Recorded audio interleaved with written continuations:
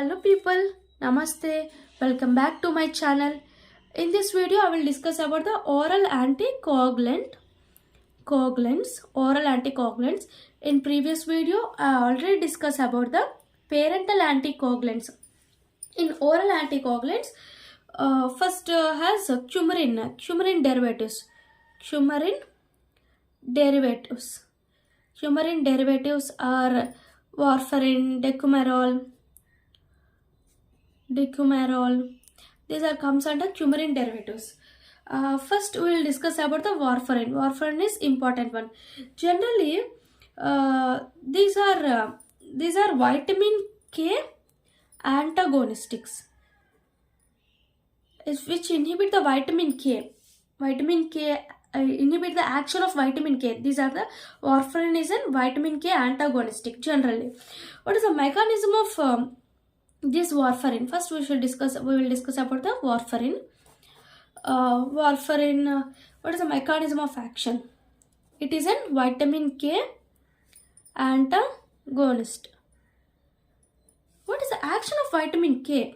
Generally, active vitamin K and this is inactive vitamin K.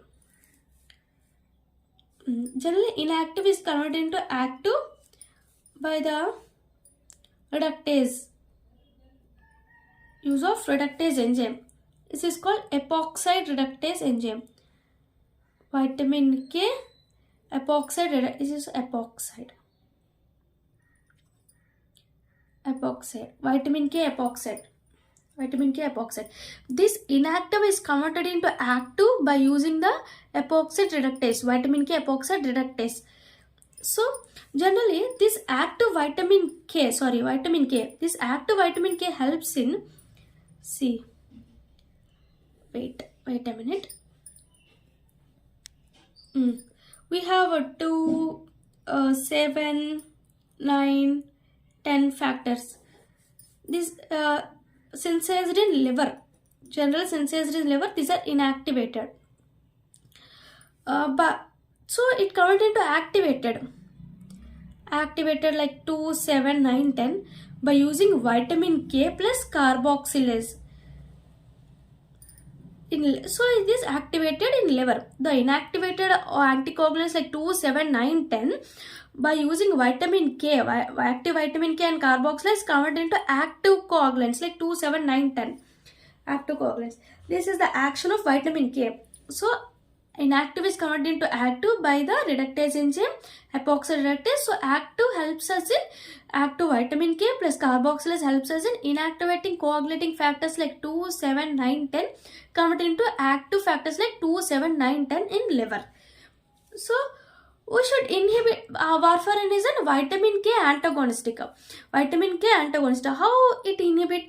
It does not helpful for prevents the synthesis of vitamin K.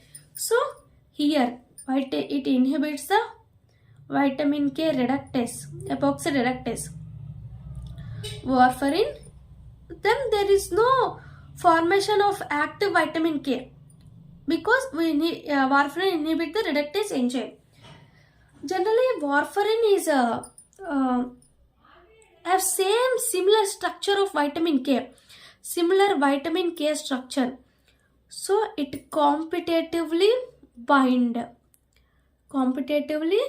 inhibit this reductase enzyme, competitively inhibit the reductase of vitamin K. It is similar structure of vitamin K, so it competitively inhibits this reductase enzyme. So warfarin inhibits the inactive, does not formation of inactive to active vitamin K. This is the mechanism of action of warfarin. Next, what are the adverse effects of warfarin? Generally, warfarin, what is that term? Pharmacokinetics is orally. It can be given as orally. What are the adverse effects? Adverse effects are, first one is bleeding. It is the most common adverse effect. Generally, this oral anticoagulants, this is the warfarin is an oral anticoagulant. So it can be measuring in INR. INR means international normalized ratio. What is that? International normalized ratio. This is the INR. We can measure oral anticoagulant in INR. INR means international normalized ratio. So how we can measure? INR is equal to PT by PT refer into ISI. Okay, first what is this? PT means prothrombin time of patient. Prothrombin time. PT means prothrombin time. Here PT means of patient. Prothrombin time of patient. First one. Next by PT refer means prothrombin time of reference. Refer means reference sample. Reference sample. So how we can measure the INR, international normalized ratio? Prothrombin time of patient by prothrombin type of reference sample whole power ISI. International sensitivity index. ISI means international sensitivity index. Sensitivity index, international sensitivity index. So we can measure INR by using this formula. Prothrombin time of patient by prothrombin time of reference sample whole to the power of international sensitivity index. So this is the formula of INR. And next, if the bleeding occurs, a mild bleeding or severe bleeding, how we can stop this or dosage of warfarin? If bleeding is mild, then a few doses of warfarin can be skipped till INR return to its desired range. If INR of bleeding is mild, INR comes to desired range by stoppage of few doses of warfarin. So by stopping of a few doses of warfarin, INR comes to the desired range. This is the bleeding in mild. But if there is any severe bleeding, then warfarin should be stopped. First is warfarin is stopped. Warfarin is stopped. Next, we can give vitamin K. We can give vitamin K by orally or anything. By orally or parentally, it can be controlled. Vitamin K, then bleeding can be controlled. Controlled bleeding. Bleeding can be controlled by giving vitamin K. Then because of vitamin K, after giving of vitamin K, it leads to synthesis of clotting factors. After 6 to 24 hours, synthesis of clotting factors will occur. Because of giving of vitamin K, after 6 to 24 hours, synthesis of clotting factors will occur. For immediately replacement of clotting factors, first, generally severe bleeding, we should give warfarin. Warfarin should be stopped. After that, we should give vitamin K. After 6 to 24 hours only, it leads to formation of clotting factors. But we should need clotting factors very fast and immediately. Then we should give FFP for immediate clotting factors. Immediate replacement of clotting factors. Immediate replacement of clotting factors. We should give fresh frozen plasma. FFP means fresh frozen plasma. It already have clotting factors. So for immediate formation of clotting factors, we can give FFP. Or we should have time for the clotting factor synthesis, means we should give vitamin K for 6 to 24 hours. After that, it leads to formation of clotting factors. For immediate formation of clotting factors, we can give fresh frozen plasma. This is the bleeding, like bleeding in mild, bleeding in severe. In mild, we should stop the few doses of warfarin. It comes to INR comes to desired range. In severe bleeding, we should stop the warfarin. We should give vitamin K. After 6 to 24 hours, it leads to synthesis of clotting factors. If immediate clotting factors replacement will occur only by giving in fresh frozen plasma. It is one of the side effect. Bleeding is a side effect. Next one is teratogenic effect. Teratogenic effect. Teratogenic effect. So contraindicator in pregnancy. Should not be given in pregnancy. Warfarin should not be given in pregnancy. Next, it leads to hypersensitivity like skin necrosis. Skin necrosis leads to skin necrosis. Next one is other side effects like diarrhea, alopecia, like skin urticaria, dermatitis.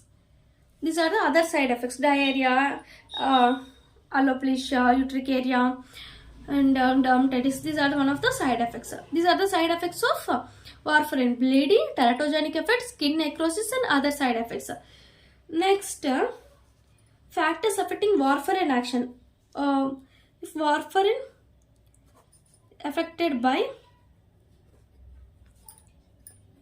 if there is any liver diseases, warfarin is affected, or any hyperthyroidism,